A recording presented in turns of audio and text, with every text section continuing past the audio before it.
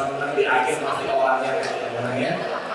Nah, untuk obrolan yang kedua, sebelum saya kembali mengundang untuk fokus obrolan kita, Pak Gun dan juga Miss Jess, judulnya untuk obrolan yang kedua adalah karir melesat, penghargaan berlimpah. Wah, mantap ini.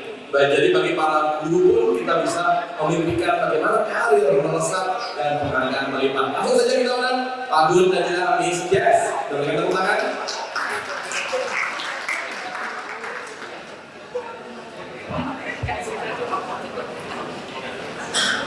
Ini topik yang paling saya suka. Topiknya tentang penghargaan. Gimana kita sebagai guru ini bisa untuk yang sesi kedua ini kita sambut kesempatan saya gimana? Sesi kedua akan mengundang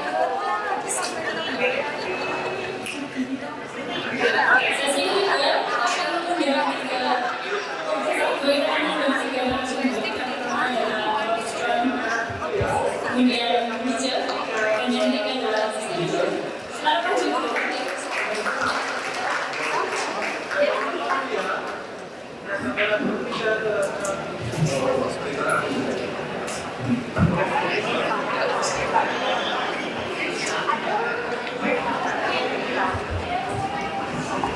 Oke, seperti biasa kita akan mulai dengan perkenalan singkat dulu ya.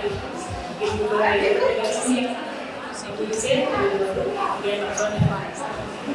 Terima kasih, Bisnis Pak Gun. Ya, selamat siang, selamat pagi mungkin ya Bapak Ibu, guru gembira semuanya. Senang sekali bahwa akhirnya kita bisa berbicara di sini. Nama saya panjang Pak Gerbong, tapi mungkin dipanggil dengan nama pendek saja, Ice. Ada banyak yang memanggil saya dengan versi Indonesia, Ice, dan versi His Eyes begitu. Yang monggo, percayalah, walaupun Eyes, percayalah saya tidak sedikit nama saya. Ini juga ya.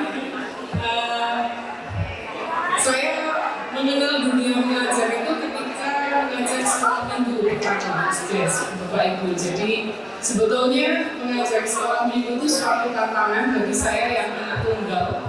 Ya, terkenal ya stigma anak tunggal yang egois, manja dan sebagainya itu saya dulu banget memang. Entah kenapa memulai ini di sekolah minggu, lalu mulai dengan anak les, mulai dengan ngajar di salah satu SMA di Surabaya selama 2 tahun. Lalu per 2001, usia sudah lagi belum? Sudah, saya oke, bukan mulai 2001 saya di Widya Mandala. Ya sampai saat ini, jadi sebetulnya kalau mengajar itu sudah cukup lama. Ya. Somehow entah kenapa juga akhirnya terus bertahan ya di dunia mengajar begitu, karena saya merasa justru semakin energis. Saya merasa energi saya itu bertambah ketika di kelas. Kalau di rumah tidak rebahan iya, jauh dari rumah ya. Begitu di kelas itu semangatnya langsung berubah. Demikian Pak Guru. Iya, terima kasih. Selamat pagi Bapak semua, sahabat sejahtera. Ya, pertama-tama saya ingin mengucapkan dulu selamat hari guru. Tadi Bu Francisca sampaikan, kalau tidak ada guru saya tidak akan seperti sekarang. Ya, jadi terima kasih selamat guru.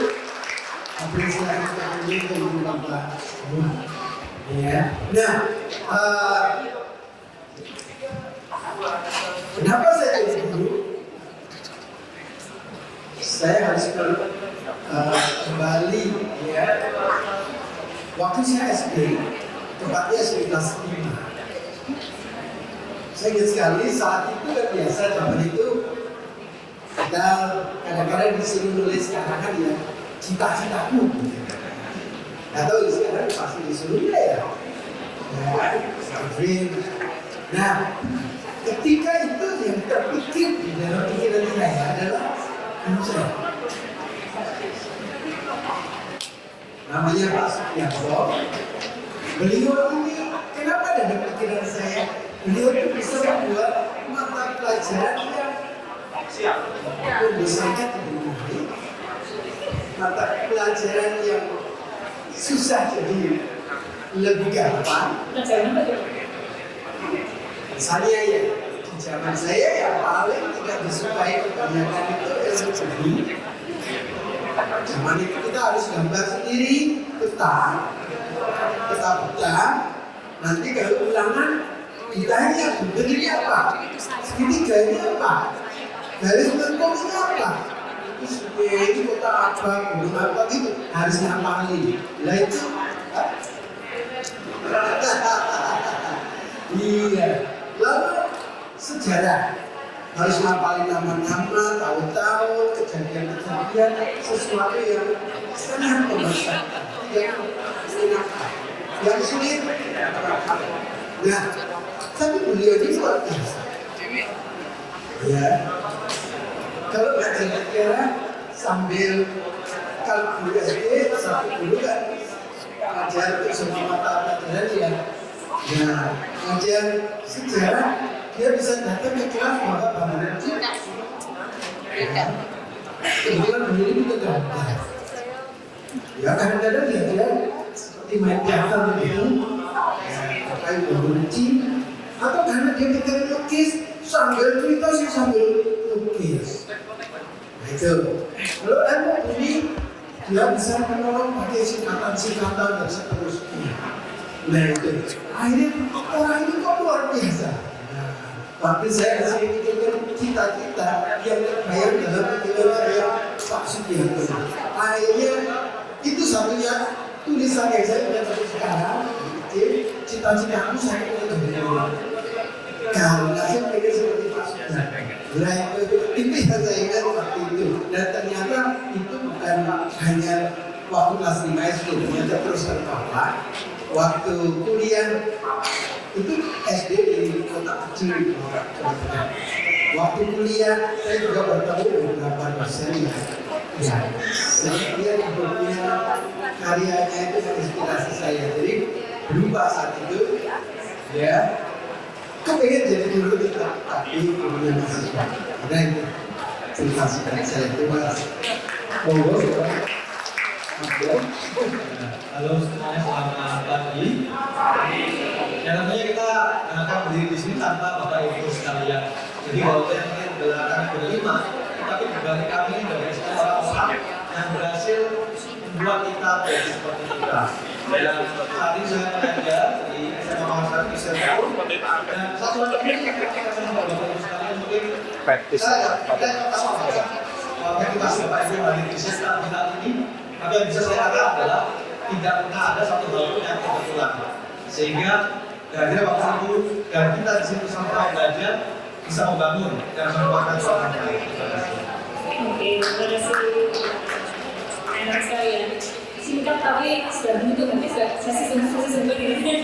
Kita akan mulai dulu sudah dengan sebuah video yang cukup menyenangkan. Mulai pasang videonya, video yang sesi yang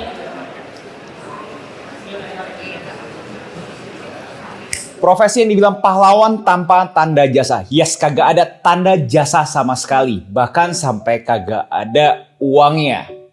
Yep, guru. Buat kalian agak tahu, gaji profesi guru itu bisa dibilang sangat rendah. Kalau gaji honor SD sekolah dasar sekitar 1,5 sampai 2 juta per bulan. Per bulan. Dan ini pun di Jakarta guys. Kalau misalnya di kota bisa serendah sampai 300 ribu doang per bulan. Belum ada data yang menyebutkan profesi guru adalah profesi yang paling banyak kena pinjol ilegal, 42%. Sisi skeptisnya gue, kalau ngomongin gaji kecil, itu sebenarnya kagak cuma ada di negara Indonesia. Negara udah develop kayak Amerika Serikat aja, masih banyak isu, problem, masalah terhadap gaji guru. So, ini masalah yang menurut gue kagak bakal ada habisnya. Dan dari tadi terkesan sangat abstrak kan nih ya. Karena kita harus menunggu pemerintah bakal kasih kita apa. Menunggu aksinya pemerintah. Dan ini semua kagak ada di kontrolnya kita. ya, ini video yang tentu saya sudah tahu-tahu. Oke, terima kasih. Saya kembalikan ke Alfian lagi. Adakah yang ingin surga? Tenang aja dulu. Coba Ada yang ini coba biar nanti disembuhkan oleh Bu Ica sama Prof. Jo. Nanti ini yang muda-muda Bu. Ibu sudah melewati dulu. Iya, yang saya mendengar Prof. Jo itu sudah terlewatkan.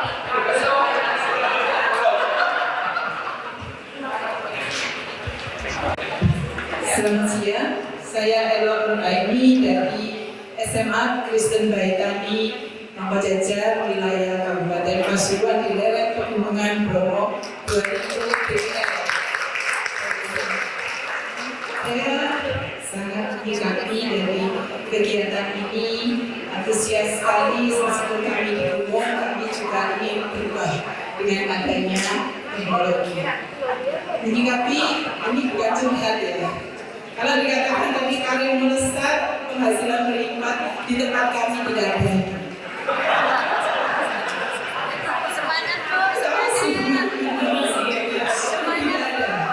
Karena meski saya 36 tahun mengabdi di lembaga Baitani ini dan pernah 2 tahun tidak digaji, tetap jadi guru dan tetap gemuk. Dan tetap hidup ya Bu. Dan tetap menghasilkan siswa yang berprestasi. Salah satu ini adalah siswa saya. Sekarang mengabdi di Baitani. Ketika SMA, dia memenangkan Olimpiade Dunia 3 Jawa Timur. Mendapatkan beasiswa untuk masuk jurusan kimia di UM S1. Mendapatkan beasiswa untuk masuk S2 di UM dan saat ini mendapatkan beasiswa untuk S3 di IGS. Jadi bagi kami 36 tahun, jangan kita ya.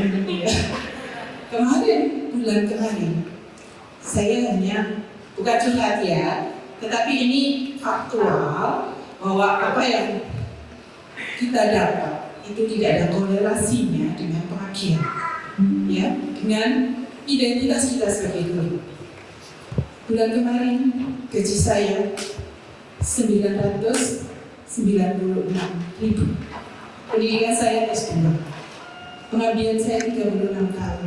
Dan siswa-siswa saya bahkan tahun kemarin guru bahasa Indonesia ini murid-muridnya berprestasi di bidang bahasa. Bahkan saya mengajar ekonomi, murid saya juara Olimpiade menghasilkan medali emas tingkat Jawa Timur dan tingkat nasional. Penghasilan sekian, jadi tidak ada korelasinya. Ketika karir melesat, penghasilan berlipat. Tapi itu semua tidak mengurangi pengabdian kami di sana, karena apapun yang kami lakukan tidak mengubah sukacita kami bahwa kami ingin melayani anak-anak yang marginal, dianggap marginal, karena murid-murid kami berasal dari Sabang Merauke, mereka tinggal di panti asuhan, dan itu yang membuat kami bangga bahwa kami bisa mengabdi melayani mereka sama seperti anak-anak yang mendapatkan pendidikan di kota.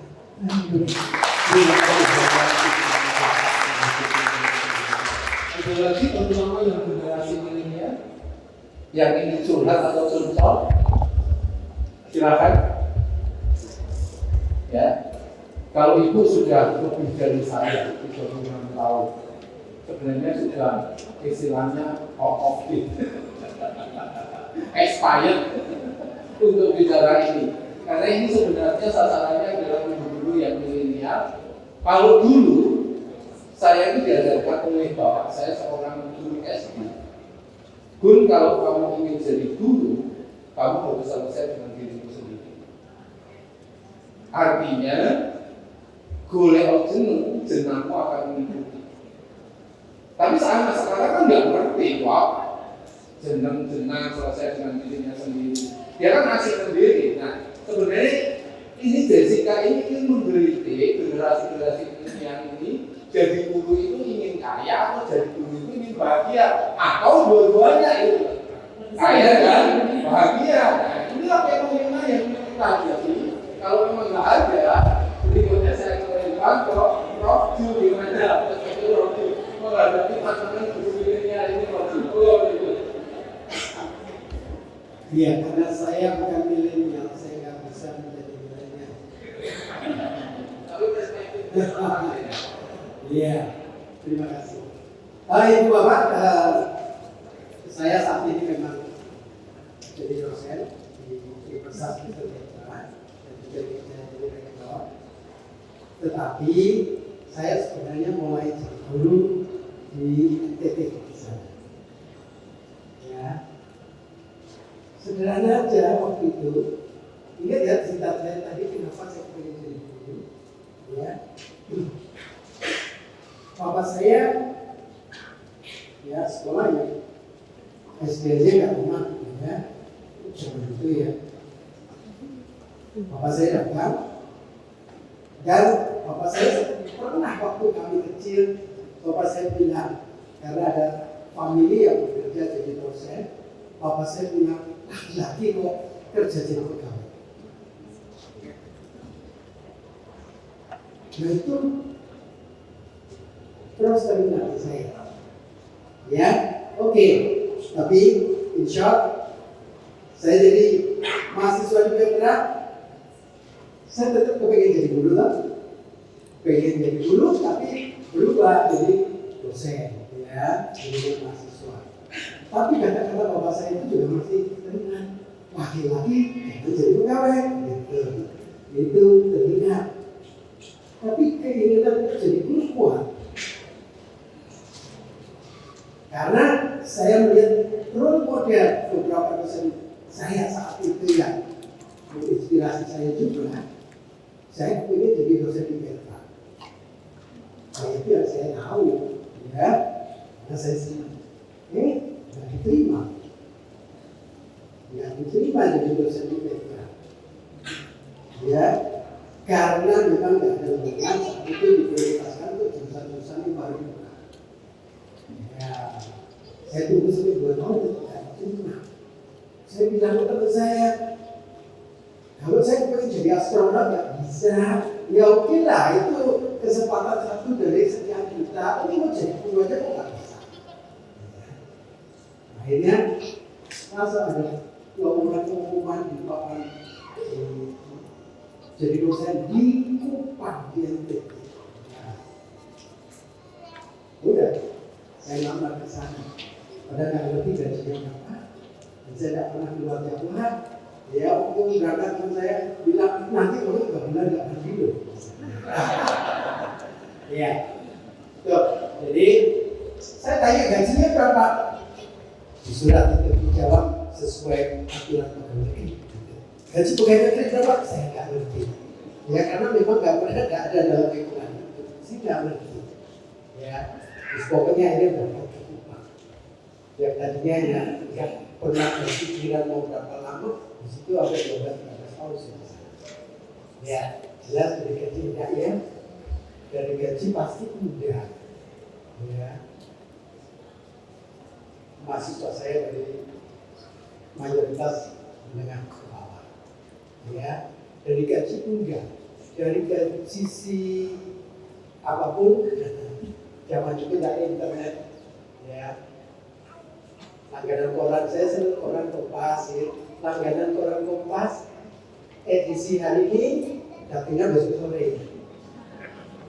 Benar, maksud saya itu saya tidak itu maksud saya kesempatan menjadi kecil sekali ketika kami tinggal di sana.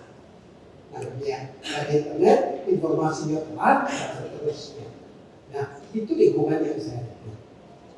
Ya, tapi saya tidak tahu. Saya tetap bisa diberi kenikmatan untuk melakukan pekerjaan itu.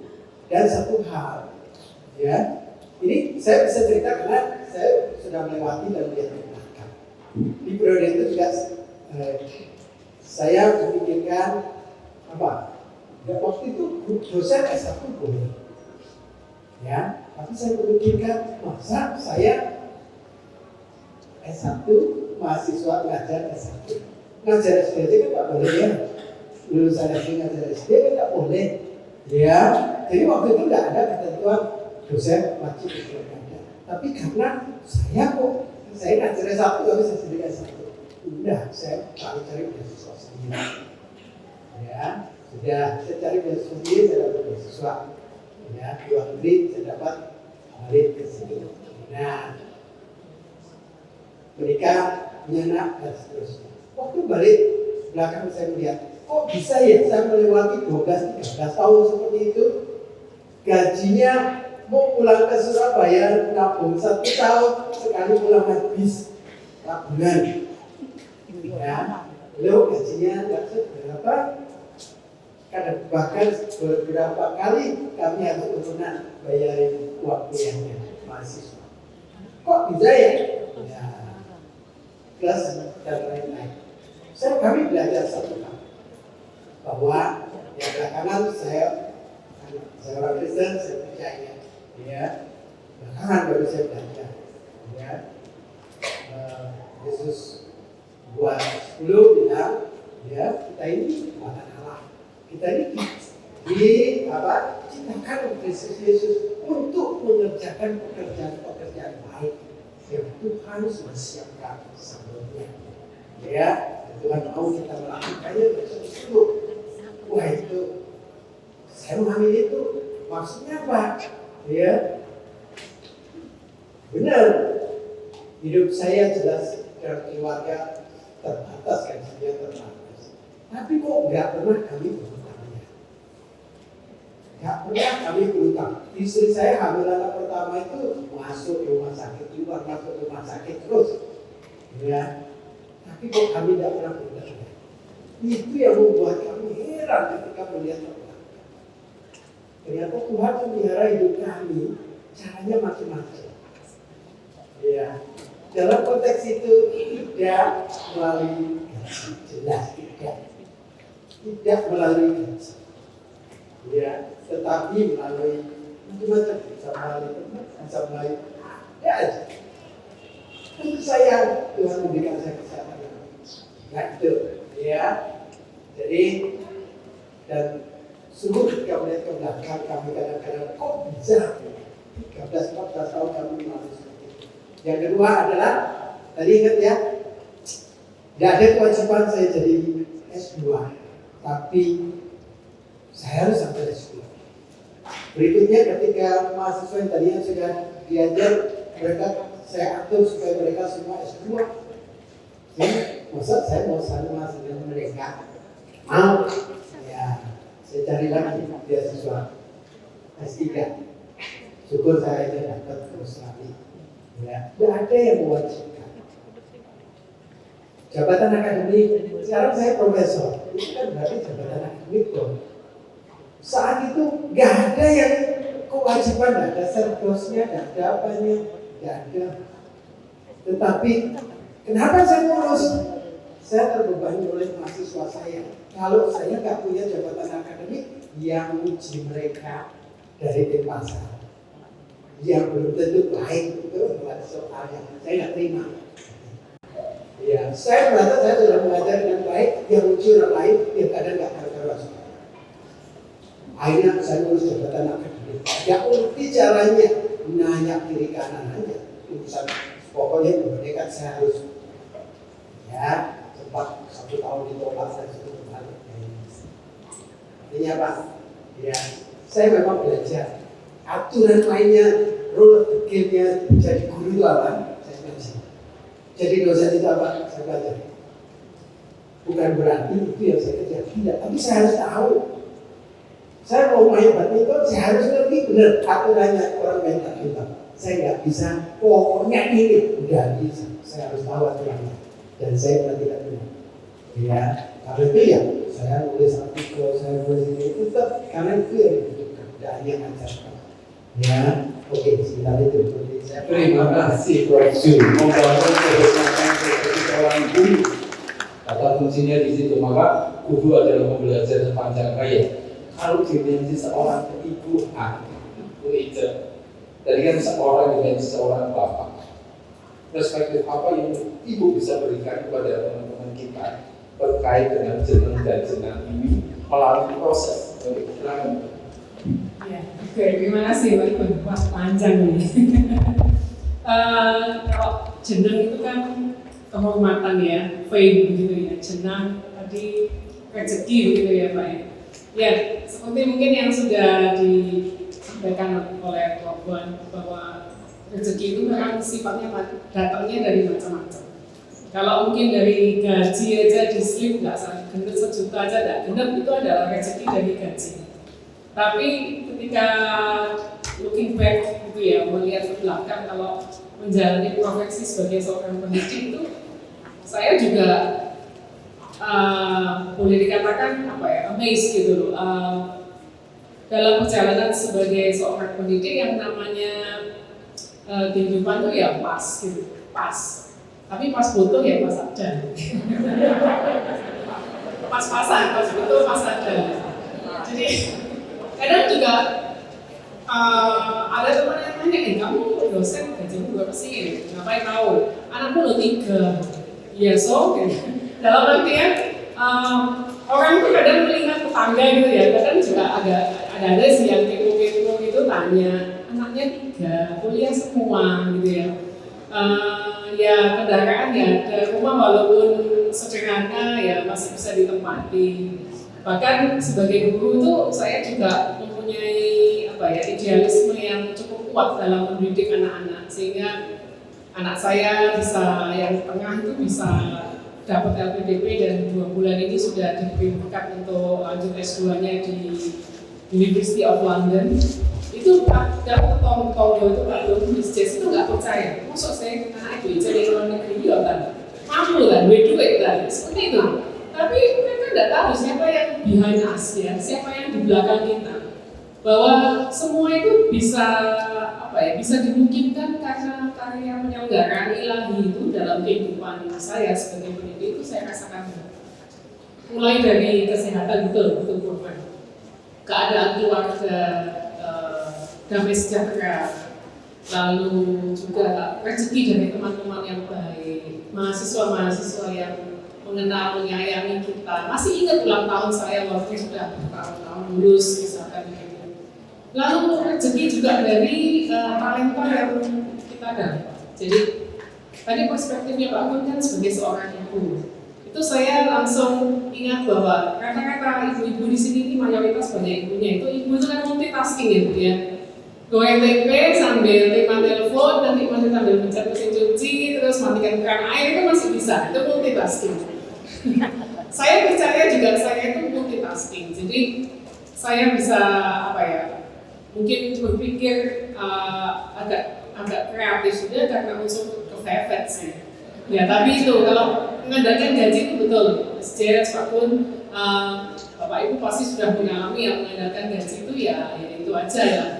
Tapi dengan talenta yang kita punya itu sebetulnya banyak sisi-sisi lain yang bisa kita gali.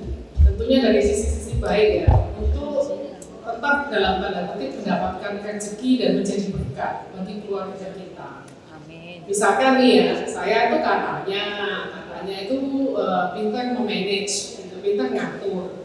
Apa yang bisa saya atur ya, selain lemak susunan baju di lemari misalkan gitu ya, selain anak. Mungkin saya bisa ngatur untuk saya punya pekerjaan lain dalam hal mengajar. Karena waktu saya masih sebelum Miss Jess itu, saya getol sekali kan punya anak les.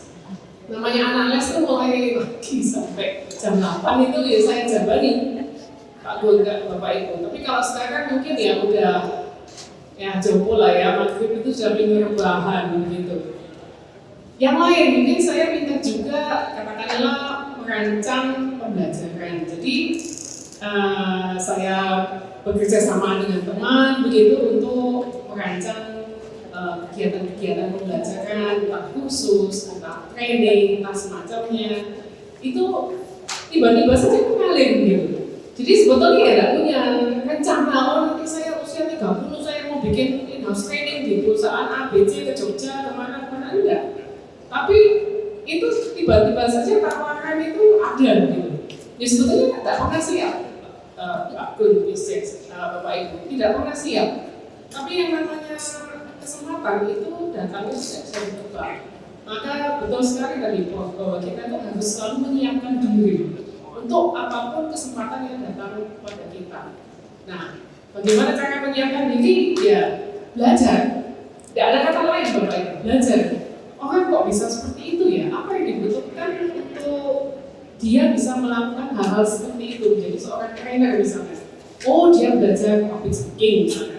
Oh, dia belajar isinya, kontennya. Ya sudah, cari tahu sendiri. Nah, pada satu titik Bapak Ibu, alam semesta itu ya, ketika kita siap, itu kesempatan itu akan datang. Maka itulah yang disebut sebagai luck mungkin ya, keberuntungan. Ketika kesempatan bertemu dengan kemampuan. Ya sebetulnya kalau misalkan ada tawaran-tawaran yang Bapak Ibu sesuai dengan talenta, dihadapi aja, dijalani. Istilahnya orang Surabaya bilang ya, Bu Elok, bonek, bodoh, nekat. Wes pokoknya dijalani. Ya tentunya kita harus menyiapkan diri ya, sehingga pantas untuk itu. Nah biasanya katanya sukses itu mengikuti. Kalau satu kali sudah berhasil, karena kita mungkin getol menyiapkan diri, biasanya nanti ada kesempatan kedua, ketiga, dan seterusnya. Itu akhirnya menjadi identitas, menjadi branding, dan kita dikenal dengan kemampuan-kemampuan tambahan. Saya kira istilah multitasking itu sudah lengkap dengan ibu. Pasti ibu di sini itu kemampuannya nggak cuma satu ngajar, ada yang lain. Mungkin itu saja yang perlu direfleksikan sehingga kedepannya itu kita bisa mengembangkan talenta yang sudah Tuhan percayakan pada kita. Talenta kita pasti nggak cuma satu, 2, 3, 4. Nanti kalau kira-kira 50 tahun lagi kembali, keluar kan ditaking. Talentamu sudah akan mengembangkan jadi berapa? Kalau jadi talenta 5 cuma dikembangkan 1 kan ya nanti kena overcharge. Begitu. Ya saya kira itu saja loh Bapak Ibu. Jadi kemampuan belajar, kemampuan untuk menggali diri, kemampuan untuk melihat kesempatan itu adalah penting. Terima kasih Bu Ica dari kita menentukan kapan kita menuainya itu kadang-kadang untuk generasi milenial kan nggak sabar. Tapi Pak Ju, Bu Ica, saya, Bu Rizka ini kan sudah merasakan menuainya. Tapi kan teman-teman yang muda adalah tak sabar, maunya kan instan, karena kan zamannya instan, Indomie itu instan gitu, kemudian instan dan semuanya. Nah ini kan tantangan bagi Mas Jan sekarang. Sejauh mana sih mensikapi, ya kan, berani menabur, tapi menuainya nggak sabar, tidak instan. Karena ini sekarang dilemanya adalah tuntutan biaya hidup yang semakin mahal. Kadang-kadang tuntutan orang tua dan mertua. Profesi guru itu tidak menjadikan. Gimana profesi Mas Jan untuk menyiapkan ini sehingga benar-benar banyak talenta itu mendukung peningkatan karir juga peningkatan penghasilan. Mau Mas Jan? Ya, sekali lagi selamat pagi Bapak Ibu sekalian. Topik yang sulit ya sebenarnya, yang sensitif ya. Kalau saya boleh share, sebenarnya kita ngomong soal guru ini dari skop yang objektif. Guru itu dituntut 2 hal, pelayanan, profesionalitas. Ketika kita sebut layan merasa secara angka itu tidak cukup, dibilang ya pelayan. Tapi di sisi kita ngomong kita salah gitu ya, ya nggak harus profesional, itu nggak tahu ya. Jadi memang sesuatu yang buat sebagai muda ya, orang muda itu ada sesuatu yang nggak enak ya. Terutama kalau kita lihat sama teman-teman Persebaya, mungkin yang kerja di bidang guru gitu ya, udah bisa beli ini, bisa beli itu. Siapa sih yang tidak tergoda dan tidak hilang gitu ya? Waduh, kesadaran ini bagaimana? Tetapi realita harus direalita. Bapak Ibu sekarang kita dari sisi sebagai guru, kita hidup dalam realita bahwa kita ini sekarang menjadi seorang guru. Maka pertanyaannya adalah siapa itu guru? Kemudian kembali lagi pada sebuah perjalanan hidup kita adalah kenapa sih kita sekarang mengajar di kelas? Belajar itu seperti apa? Mengajar itu seperti apa? Yang kita mau cari itu dalam hidup itu apa? Oke, saya berpikir kemudian soal kebahagiaan. Mungkin beberapa orang kita hidup mesti bahagia. Apakah kalau kita punya angka yang lebih dari yang ada sekarang menjamin kita bahagia? Mungkin tidak. Tetapi secara nominal mungkin melegakan hati ya Pak, karena kita punya jaminan gitu. Mungkin saya jawabnya nggak tepatin juga, tapi dari pengalaman saya begitu. Saya dulu kuliah juga tidak mampu Bapak Ibu. Saya setelah SMA saya tidak mampu untuk kuliah, kemudian ada beasiswa di kampus. Setelah beasiswa di kampus 4 tahun, kami harus menjalani 3 tahun resiprokasi atau kata dinas. Nah, yang unik di di dalam dinas itu, dimanapun kita diletakkan, kita tidak boleh memberikan pelajaran tambahan yang berbayar. Kebetulan saya dari administrasi juga mungkin mengalami begitu ya. Kita ditempatkan di tempat yang kosong. Kita masih muda, kita di kosong, gaji ini, tempat seadanya, tidak impresif. Bagaimana secara angka kita bisa itu? Sedangkan kalau kita lihat secara mata sekali lagi, teman-teman kami yang sebaya dengan kami ditempatkan di tempat yang lebih tinggi. Ya jujur aja secara manusia bukan kayak sesuatu hal yang kadang-kadang terasa tidak adil. Sama-sama kualitasnya sama, kita punya jaga sesuatu yang bagus, tapi seakan-akan angkanya berbeda. Tapi teman-teman yang muda mungkin bisa nanti share juga bagaimana ya. Ketika saya menjalani itu, kemudian saya bertemu dengan mereka, kok saya itu nggak malah menunjukkan kepala saya. Waktu saya bertemu dengan mereka, di dalam hati saya kan tidak berani bilang dengan bangga bahwa, hey, I'm proud. Diletakkan di tempat yang seakan-akan tidak berharga, seakan-akan yang tidak menjadikan secara finansial. Saya bangga. Kenapa? Karena di situ saya jadi salah satu bertemu sama mata dan anak-anak yang mereka juga bersibuk. Dan siapakah saya ditempatkan di sana untuk bisa bangkitkan kembali semangat itu di mata-mata mereka. Sehingga kalau dibilang karir melesat dan penghargaan yang melipat dalam perspektif saya, memang kita harus akui saja, kita rindulah secara profesional angka itu ditambahkan kita rindu. Tetapi ketika angka itu tidak berubah, apakah mengubah sikap kita untuk spirit kita untuk melayani? Saya pikir tidak. Kenapa? Karena kita dalam penghargaan yang lain adalah menjadi jembatan buat mereka yang tidak berpengharapan menjadi berpengharapan. Seperti tadi sharing, Ibu mendapatkan anugerah yang luar biasa sekali. Bahkan sekarang bisa melihat hasilnya.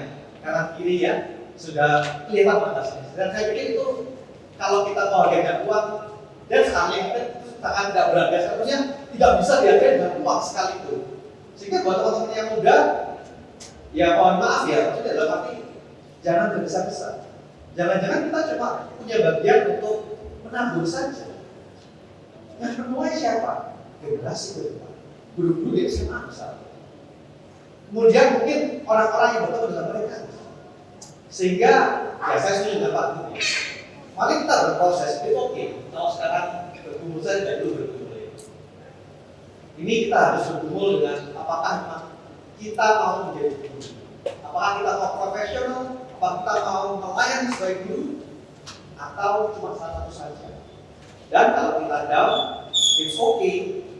Kita berkumpul sama Tuhan, kita ngobrol sama senior-senior, sangat menginspirasi dan menguatkan. Saya mungkin masih belum terlalu lama ya, dan selama Bapak Ibu kan, saya baru belajar 12 tahun gitu ya. Tetapi saya mulai lihat bagaimana dalam profesi ini di hari guru ini yang kita kerjakan tidak sia-sia. Ya memang tidak sementara yang kelihatan ya. Jujur aja nggak sementara itu ya. Maka nggak apa-apa, kita bersabar, terus kerjakan, kita tabur, kita sirami, tabur, sirami. Pada akhirnya mungkin bukan kita yang menikmati, tetapi Indonesia bahkan dunia akan menikmati dari sekarang. Kita terlihat Bapak Ibu sekalian.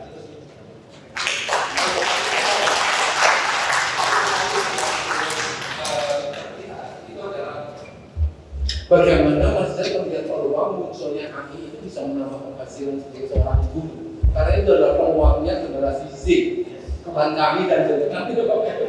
Mau nggak banyak? Singkat aja. Ya tentunya peluang sekarang sangat terbuka sekali, Bapak Ibu ya. Maksudnya kita bisa saja gunakan guru ini sebagai bidang pelayanan kita, tapi bisa mencari uang di tempat yang lain. Walaupun saya belum berhasil. Saya sama istri lagi bangun channel YouTube ya, memang pertarungannya sangat keras sekali. AI itu sangat membantu untuk kita mendapatkan ide-ide. Ya sudah, kalau memang AI kita mungkin kesulitan, kita bisa bilang algoritma di dalam Shopee misalnya, Tokopedia, kita bisa gunakan data-datanya. Kalau memang tahu Bapak Ibu mungkin di Facebook pun juga ada algoritma untuk itu. Dan itu kita bisa gunakan sebagai dalam tanda kutip terjual atau mendapatkan sumber dana yang lainnya. Bahkan juga ada situs-situs freelancer Bapak Ibu sebenarnya untuk kita bisa gunakan itu.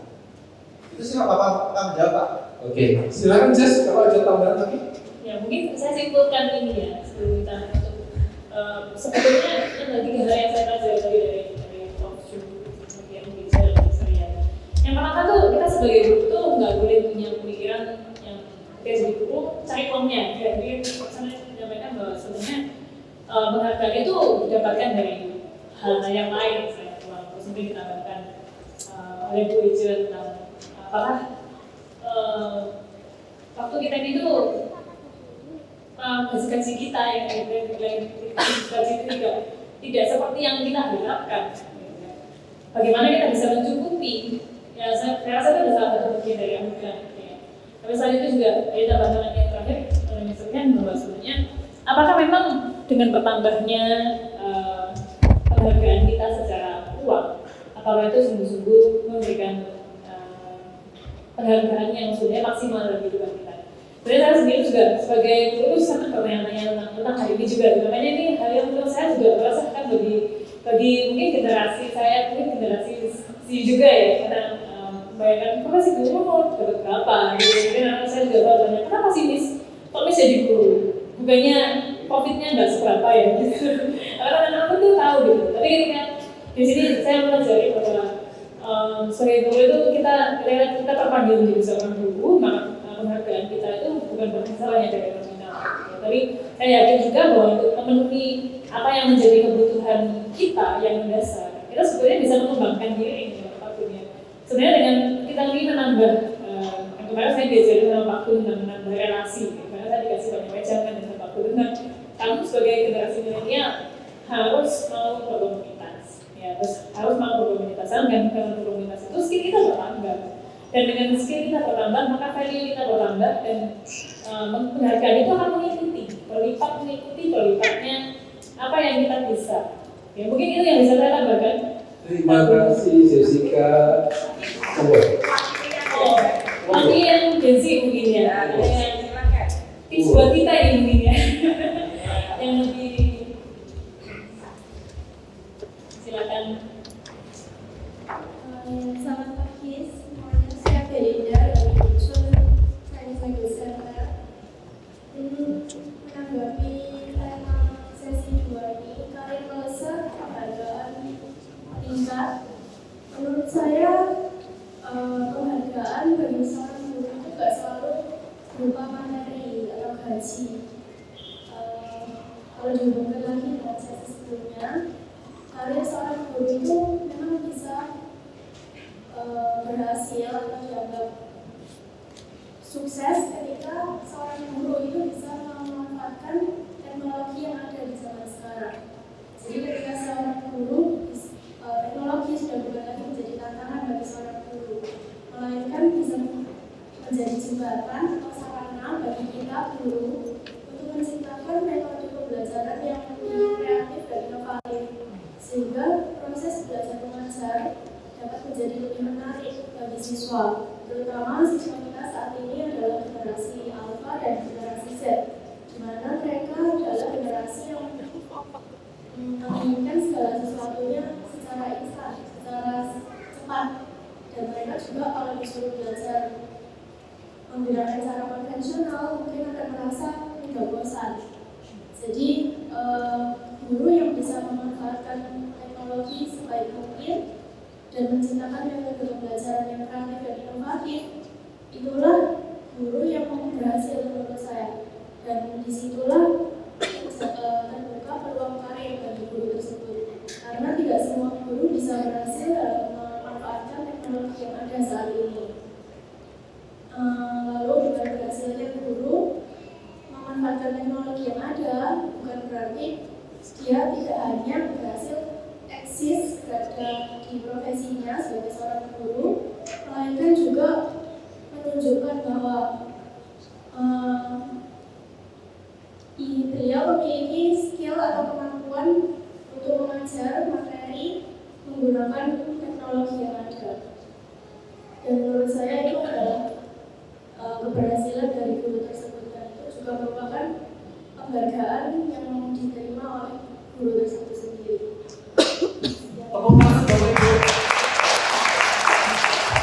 Hari ini sungguh saya bahagia sebagai seorang guru. Sungguh luar biasa. Kenapa? Di luar sana tersebar isu bahwa mau jadi guru karena guru ada sertifikasi. Kemudian ada penghasilan dari rasa sampai, ada penghasilan dari kepolisian yang baik karena menjadi guru. Ya, sifatnya duniawi. Tapi dalam pulang-pulang ini kita cukup bahagia. Ternyata yang hadir di sini semua adalah milik bahagia sebagai kepolisian sebagai guru dan milik tiket surga. Maka tepuk tangan untuk kita semua. Terima kasih telah untuk sesi ini. Terima kasih Bu Ida, terima kasih Kojo, terima kasih Marian.